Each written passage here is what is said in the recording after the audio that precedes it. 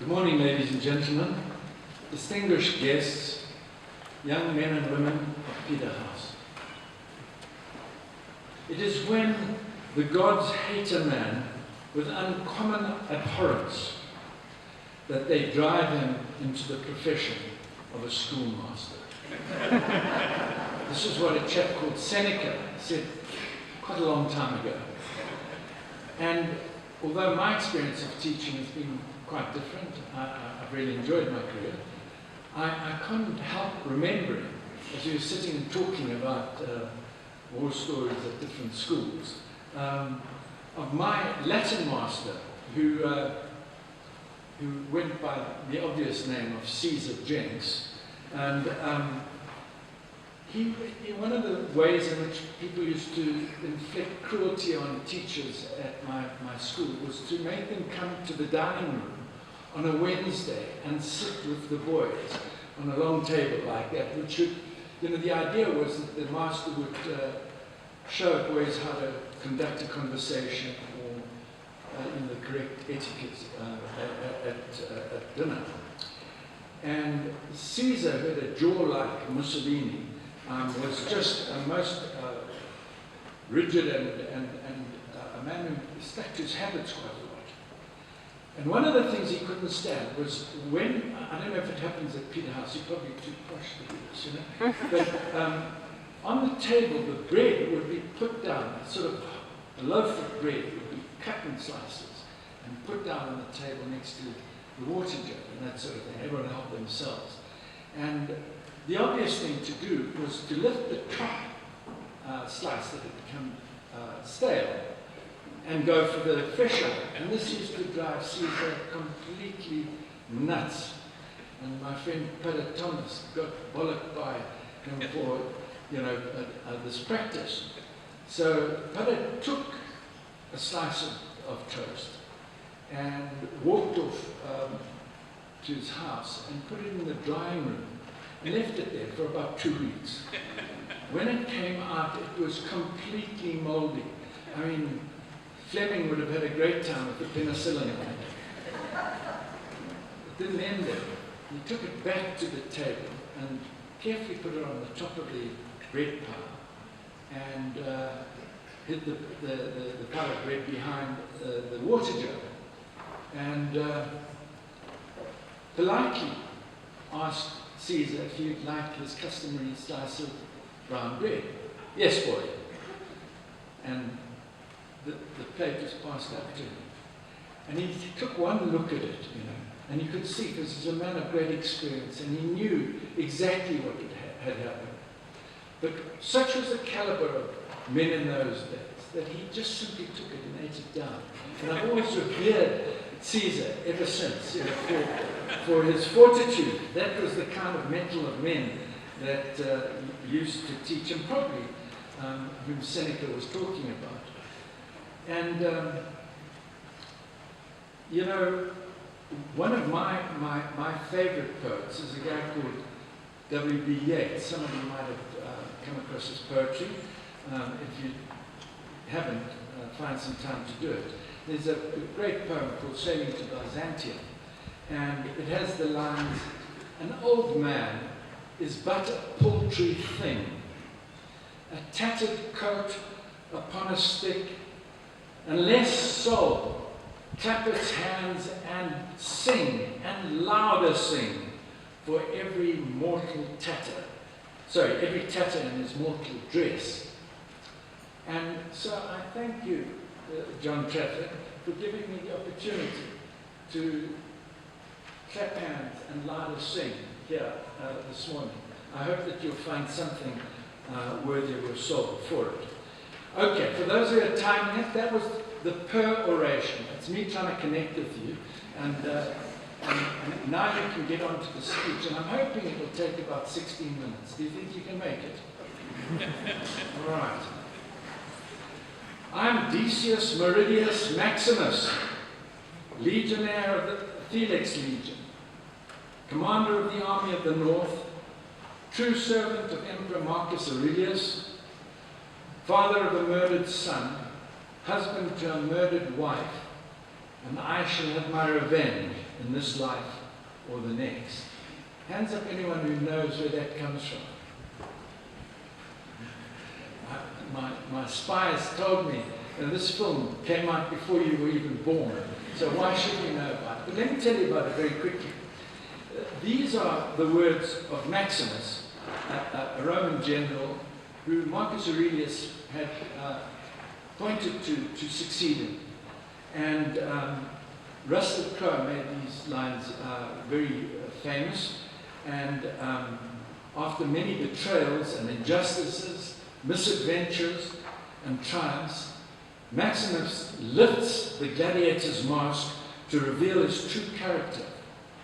As befits tragedy, his final victory cost him everything. He dies in the arena. But not before he has avenged himself on the perfidious emperor. That emperor's rule, a tyranny based upon deception and fraud, has threatened to distort the dream that was Rome. Maximus' determination to thwart him gives hope to those that survive him. At the end of your time at Peterhouse, what have you discovered about your true character? As you go out into the world, will others look to you for hope? The older I get, the more convinced I am that a good education is not measured merely by academic, cultural, and sporting success, but upon the quality of character of those it consistently inspires. To quote a famous headmaster, because that notion is not a particularly original one, there was a headmaster of Winchester School called Walter Oakeshott, who was headmaster during the 1950s. And he said the task which a Christian education can do is not to offer the answers now to the difficulties that you'll be facing in 25 years' time, but rather to ensure that there are good men to face these difficulties, men and women. Forgive me if I just use the one gender. Our hope is to produce not men who know all the answers before they begin, but men who have the sanity and balance to discover them. Men who in dark days are yet not oppressed by darkness, but also have eyes for the distant light. Men who have the judgment to distinguish between what is possible and what is not, and the vision and inspiration sometimes to go for the impossible and achieve it. End quote. Today we celebrate those who have succeeded in the many fields of endeavour that Peterhouse recognises. They are few by comparison with those who did not win a prize. If I was a world leader and statesman like Churchill, I could simply say, never give in. Never, never, never. And then sit down, as he did at Harrow, much to the approval of the boys and teachers and the governors alike. Probably the shortest speech that is speech in history. Alas, I hold no such distinction, so you're going to have to listen to me for a little longer. The gist of my talk this morning ought to be familiar to you because I draw inspiration from the one after whom the school is named. His is a story of failure, sacrifice, and triumph, as symbolized by the cock, the cross, and the crown on your school crest. My account relies upon the understanding of paradox. The paradox is this: the greater the challenge you undertake in your life, the greater will be your encounter with personal failure. What you do with this failure is what will ultimately determine the success of your endeavors. Let me explain. Peter was, with Andrew, the first follower of Jesus. He was intrigued by this man who claimed that he would make Andrew and Peter fishers of men. He dropped everything and followed him. With Andrew, he was the first evangelist. he became the outspoken spokesman for the disciples, part of the inner circle, and often the first to express an opinion. He is an early proponent of the ready, fire, aim school of thought, and reminds me of a South African politician who stands accused of frequently saying the right thing at the wrong time. Nevertheless, he was promised a great future, the rock on which the risen Christ would build his church, the keys to the kingdom. He was the first to walk on water, although admittedly only for a short distance, and the first to understand the true nature of Jesus when Jesus asked not what others thought he was, but who Peter thought he was. And he responded, "You are the Christ." He witnessed the transfiguration and heard God speak. He had the benefit of 3 years of intimate relationship with the Son of God. And yet, despite all this, after Judas, he was the first to fail spectacularly. Despite his bravado before Jesus' arrest, he denied knowing Jesus and was reminded of his cowardly and predicted betrayal by the cock crowing. So one part of the paradox is that Peter is a study in failure. What was Rector Snell thinking of when he named his school for Peter? Fortunately, as you know, the story does not end there. Peter is the first of the disciples to experience Jesus' forgiveness.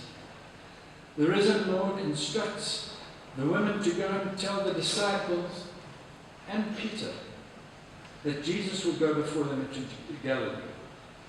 3 times he denied him, and 3 times Jesus asks him if he loves him and commands him to feed my sheep. The relevance of the thrice repeated question could not have been lost on Peter, so he humbly responds, "You know everything. You know I love you." Jesus makes Peter own his failure. He does not simply let him off, but oh so gently expunges his guilt and sets him in a task worthy of a leader and a true follower. Empowered by the Holy Spirit at Pentecost, he is the first to experience the boldness that he so clearly lacked in the Sanhedrin courtyard. With Paul, another remarkably successful failure, he was the first humbly to accept that the gospel was for all men, and not exclusively for the Jews. Finally, like his master, he was one of the first to go to his death on a cross, trusting his Lord, even though it cost him his life. So what can we learn from Peter's success and failure? First, only on Instagram are things flawless. Life is much harder. If you attempt anything truly worthwhile, you will experience failure. What you do about failure is crucial. In a major study to determine why some salesmen succeeded at Momentum Life, whilst others gave up the thankless task of selling insurance, Martin Seligman, the president of the American Psychological Association, discovered that attitude is everything. He contended that people are roughly divided into those who are pessimists and those who are optimistic. Pessimists do not stay the course because they saw sales experience failure as personal, pervasive, and permanent. They felt that their failures to sell were because of their own personal shortcomings. They quickly blamed themselves for failure because these shortcomings pervaded all areas of their lives. I always do this, I always do that, and that lets me down, let's say. And finally, they saw their shortcomings as being permanent, that there was nothing that they could do about them. By contrast, the optimists did not take things so personally. They were quite content to accept that their target was just having a bad day. They could admit that they might have failed in this attempt, but they were good at many other things. Failure for them wasn't pervasive. And finally, they did not see the failure as permanent. They could try again next week. They could take a course on how to win friends and influence people. They could choose never to give in. Seligman has spawned a whole way of educating called positive education, because it's this optimism that outscored the pessimists across all aspects of life, he contended, could be learned. If optimism can be learned, which is just another way of saying, don't give up on hope, you will learn to be resilient, just as Peter did. And grit, in Angela Duckworth's research, which is the determination not to give up, is the single most important attribute for success across all spheres of endeavor.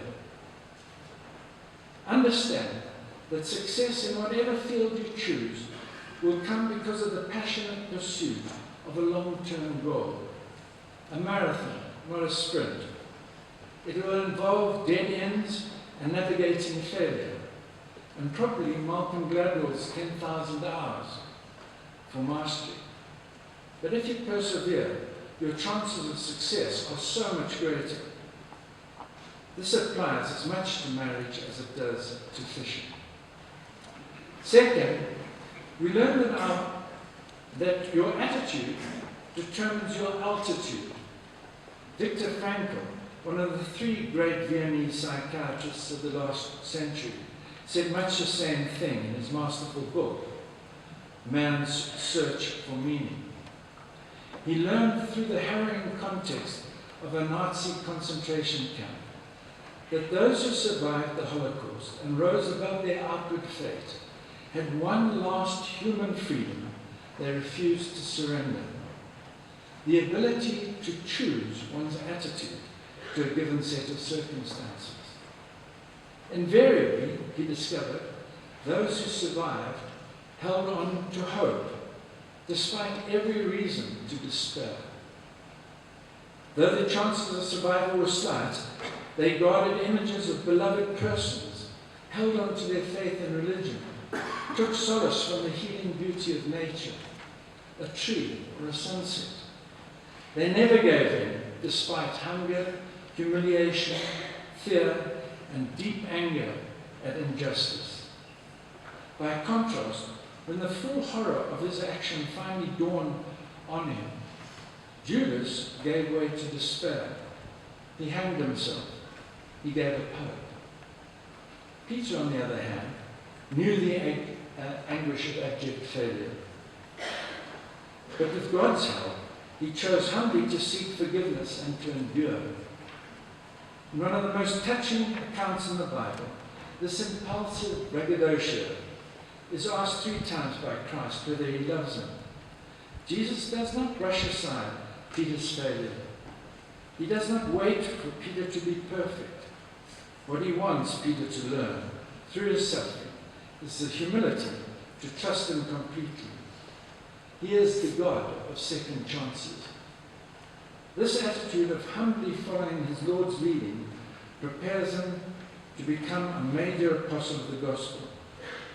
It resulted in a legacy of glory that was to cost him, like Maximus, everything. The cock crow, through the torment on the cross, became a crown. Third, draw upon God's help with humility. Nelson Mandela records an incident that occurred when he was at the height of his fame, probably the most recognizable face in the world. He was visiting an old age home and was joined in a lift by a little old lady. She looked him squarely in the eye and then stared fixedly in front of her. No adulation, no vilification, no reaction at all. Surprised by this response, Mandela leaned forward and asked her, "Madam, do you know who I am?" Unruffled and quite calmly, she replied, "No, dear, but when we get to the 4th floor, we'll ask Matron and she will tell us." No one ever makes it on their own. You are here because you were born with God-given talents. You are here because your parents chose to sacrifice to allow you to come to this school. You are successful because teachers gave up their time and effort to teach you well. Someone cooked your breakfast and cleaned your classroom. Someone showed faith in you, even at your lowest point. Someone inspired you to hope. I vividly recall a wonderful Welsh preacher called Emlyn Jones, who preached at my school and is about your age. I remember to this day what he said. And so I conclude my talk by just drawing on his message. He was Welsh, and I don't know if my Welsh accent is recognizable, but here goes. God, he said, will never let you down. Friends, parents, even loved ones will let you down because they are human. You will let yourself and others down. God never will.